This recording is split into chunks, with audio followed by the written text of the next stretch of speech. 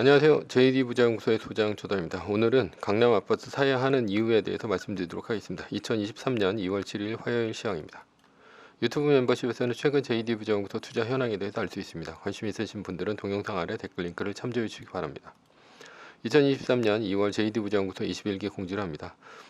다음 주 월요일부터 모집을 하니 2월 13일부터 모집을 하니 관심 있으신 분들은 동영상 아래 댓글 링크를 참조해 주시기 바랍니다. 이번 강의부터는 주식 강의만 모집을 합니다. 뉴욕 마켓워치 미 경제 튼튼 파월 연설 경계 주식 채권 떨어지고 달러 올랐다라는 기사가 있는데요. 어제는 나스닥이 1%, S&P 500 지수는 0.61%, 그리고 다우존스 지수는 0.10% 떨어지며 3대 지수 모두 하락했습니다. 메인 이슈입니다. 내일 새벽 파월이 주가 방향을 결정할 것. 금요일 고용지표가 예상보다 터무니없이 높게 나오면서 나스닥이 빠졌죠. 시장은 약 18만 명 정도를 예상을 했는데요. 약 50만 명 정도가 나오면서 예상치를 크게 웃돌았고 그래서 나스닥이 크게 빠졌습니다. 그러나 임금 상승률이 하락했다는 발표로 다시 말아 올렸죠. 그러나 다시 나스닥은 하락하며 마감했는데 이유는 연준이 1월에 25bp, 3월에 25bp 금리 올리고요. 5월서부터는 동결에 들어가며 올해 안에는 금리 인하가 있을 것이라고 생각했는데 그것이 수정될 가능성이 있어서입니다. 즉 앞으로 한 번 더 금리 올리고 끝이 아니라 이렇게 고용이 강하면 연준이 금리를 몇 번 더 올릴 수 있다라고 생각을 해서 그래서 갑자기 달러원 환율이 1.8% 급등을 했고요. 미국채 수익률은 급등을 했으며 달러 약세 때문에 강했던 상품들의 가격이 떨어졌습니다. 미국 연방준비제도 파월의 연설이죠. 문제는 파월입니다. 한국 시간으로 2월 8일 내일 수요일 새벽 2시 40분에 파월의 연설이 있습니다. 지난 FOMC 금리 결정 당시는 이렇게 폭발적인 고용률이 나올지 몰랐으니 디스인플레이션 얘기를 한 것이 아니냐. 그러니 지금 생각이 바뀌었느냐에 대한 답변을 해야 합니다. 만약 파월이 다시 매파적으로 발언을 한다면 주가는 급락할 것이고 아니라면 급등할 것입니다. 그래서 오늘 이 시점 주가에서 가장 중요한 것이 바로 내일의 파월 발언입니다. 금요일 주가가 크게 빠지는 와중에 애플은 또 올랐죠. 이유는 폭스콘의 1월 매출이 작년 12월보다 40% 늘었다는 소식 때문입니다. 그러나 어제는 애플이 중국에서 아이폰 가격을 10% 할인했다는 소식에 다시 2% 가까이 떨어졌습니다. 애플의 전고점 154.50달러이고요. 종가에 애플이 만약에 150.64달러 밑으로 떨어진다면 10% 매도하면서 리밸런스 시작합니다. 현재는 애플 100%입니다. 매수 매도 추천은 아니고요. 결론입니다. 지금은 마치 애플이 2.5% 떨어져도 주가는 지속적으로 올라갈 것 같다는 생각이 들 것입니다. 그러나 내 생각과 시장의 생각은 항상 반대라는 생각을 해야 합니다. 그래서 내 생각대로 움직이면 결국 망한다는 사실을 알아야 합니다. 시장의 생각을 따라야 하죠. 매뉴얼이 바로 시장의 생각입니다. 서브 이슈입니다. 강남 아파트 사야 하는 이유. 제목을 이렇게 잡은 이유는 부동산을 사려면 차라리 강남 아파트를 사라는 얘기입니다. 왜냐하면 망할 염려가 적기 때문입니다. 따라서 앞으로 싸게 부동산을 산다면이라는 전제를 붙이고 강남 아파트를 사라는 얘기입니다. 물론 비싸게 산다면 역전세, 원리금, 그리고 종부세 등 각종 세금으로 망할 수 있습니다. 비싸게 샀다는 것은 본인의 경제적 여건을 고려해서 말하는 것입니다. 100억대 부자가 20억대 강남 아파트를 샀어도 그것은 비싸게 산 것이 아닙니다. 그러나 연봉 1억도 안 되는 사람이 20억대 강남 아파트를 10억 전세 끼고 후순위 대출받고 신용대출까지 끌어서 저금리에 샀다면 그것은 비싸게 산 것이죠. 이런 사람을 짓거지라 합니다. 즉 여기에서 전제는 경제적 여건이 되는 사람이 앞으로 아파트를 살 요량이라면 강남 아파트를 사라는 얘기입니다. 첫 번째는 상속입니다. 일본에는 빈집이 넘쳐납니다. 이유는 늙어 죽는 노인이 많은데 그 노인이 가지고 있는 집을 자식이 물려받지 않기 때문입니다. 만약 당신의 부모가 본인에게 집을 물려놓는다고 칩시다. 만약 시골에 집이 있다면 상속을 받을 것입니까? 그렇지 않을 것입니다. 따라서 내가 상속받지 않을 주택이라면 사지 않는 것이 좋습니다. 내가 산 주택은 대부분 부동산 호황기에 이렇게 가만히 있다가 평생 주택을 못 살 것 같아 어쩔 수 없이 산 주택이었을 것입니다. 그러나 앞으로 다시 부동산 가격이 오른다고 치더라도 자식이 기꺼이 상속받을 주택이 아니라면 사지 않는 것이 좋습니다. 그런 부동산은 오르지도 않거니와 자식에게 빚만 안겨주는 꼴이 됩니다. 반대로 강남 아파트 정도라면 자식이 상속받을 것입니다. 있습니다. 왜냐하면 전제에서 얘기했듯이 강남 아파트는 싸게 샀다면 불황기에도 급매로 팔면 팔리기 때문입니다. 두 번째는 가격 상승인데요. 부동산 호황기가 온다면 강남 아파트가 다른 아파트보다 올라도 더 많이 오릅니다. 그러나 대부분의 다른 지역은 가격이 올라도 오른 가격에 막상 팔려면 상대가 없어서 팔지 못합니다. 즉 강남 아파트는 수요가 다른 지역보다 월등히 높기 때문에 가격 상승이 일어났을 때 팔기 쉽습니다. 그래서 반대로 많이 오른 만큼 떨어질 때도 더 많이 떨어집니다.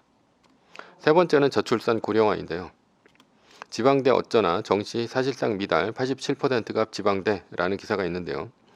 요즘 대학별 정시 경쟁률이 나오고 있습니다. 지방대는 10곳 중 8곳이 미달입니다. 지방 거점 국립대조차 미달이죠. 이유는 학교 갈 아이가 적기 때문입니다. 현재 출생아 수는 30만 명대로 줄어들었습니다. 그런데 대학 정원은 60만 명대이죠. 만약 대학 정원을 줄이지 않으면 앞으로 대학의 절반은 미달이 될 것입니다. 그런데 그 대학의 정원은 모두 지방대일 것입니다.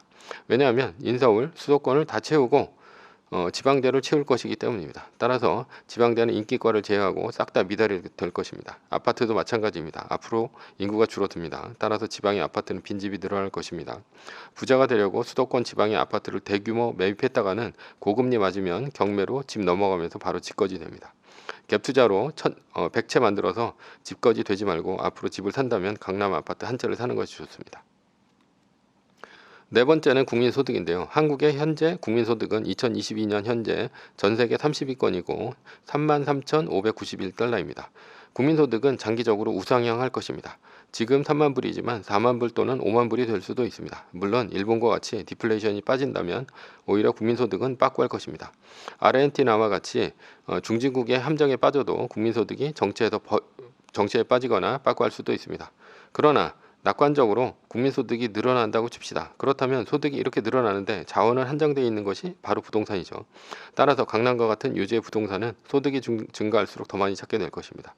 그러니 장기적으로 가격이 천정부지로 치솟을 수밖에 없습니다. 다섯 번째는 자산 양극화인데요. 만약 국민소득이 지속적으로 늘어나지 않는다 해도 강남 아파트를 사야 하는 이유는 있습니다. 왜냐하면 자산의 양극화 때문이죠. 자본주의는 전쟁이 일어나 폐허가 되지 않는 한 자산의 양극화는 시간이 지날수록 커집니다.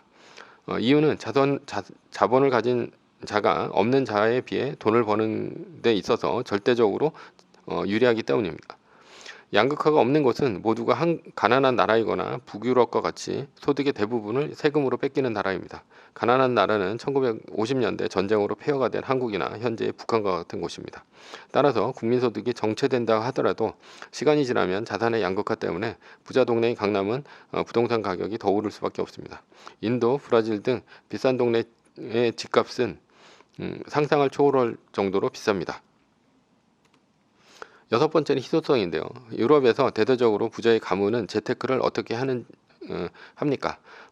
돈을 버는 것보다는 돈을 지키는 재테크를 합니다. 그 중에 하나가 바로 미술품입니다. 고흐, 세잔, 피카소의 작품은 작가가 죽었기 때문에 더 이상 늘어날 수 없습니다. 그래서 새로 경매에 붙여질 때마다 자산의 가격은 천문학적으로 올라갑니다. 왜냐하면 더 이상 늘어나기 때문이고요. 인플레이션 때문에 돈의 가치가 떨어지기 때문이죠. 그래서 미술품에 투자하는 것입니다. 강남과 같은 입지에 좋은 곳에는 아파트를 더 이상 늘리기 힘듭니다. 일곱 번째는 천민자본주의입니다. 나라별 중산층 기준 웬 한국만 그냥 돈이냐 라는 기사가 있는데요. 한국의 중산층 기준은 부채가 없고 30평대 아파트를 살고 월급이 500만 원대 이상이며 자동차는 2000cc급 중형차를 타며 통장 잔고는 1억 원 이상, 해외여행은 1년에 몇 회 이상 다니는 사람입니다. 그러나 미국의 중산층은 자신의 주장에 떳떳하고 사회적 약자를 도와야 하며 불법과 부정에 저항하고 그 외 테이블 위에 정기적으로 보는 비평지가 있는 사람을 뜻하고요.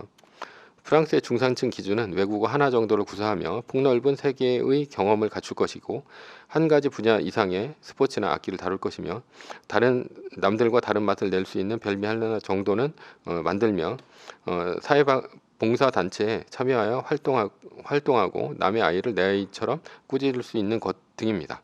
한국이 다른 선진국과 다른 중산층 기준을 갖고 있는데 그것이 바로 돈입니다. 2013년 기사인데요. 현재도 별로 달라진 것이 없어 보입니다.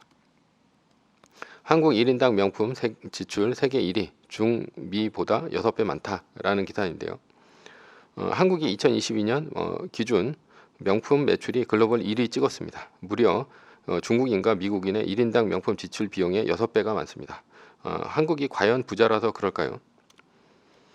그렇다기보다는 한국의 과시적인 문화 때문이고 그것을 용인하는 문화 때문입니다. 맥킨지 조사에 따르면 한국은 다른 나라에 비해 22%만이 명품 과시가 나쁘다고 생각을 했습니다. 일본은 45%, 중국은 38%였습니다. 명품뿐 아니라 외제차도 일본보다 더 많이 팔리는 나라가 바로 한국입니다.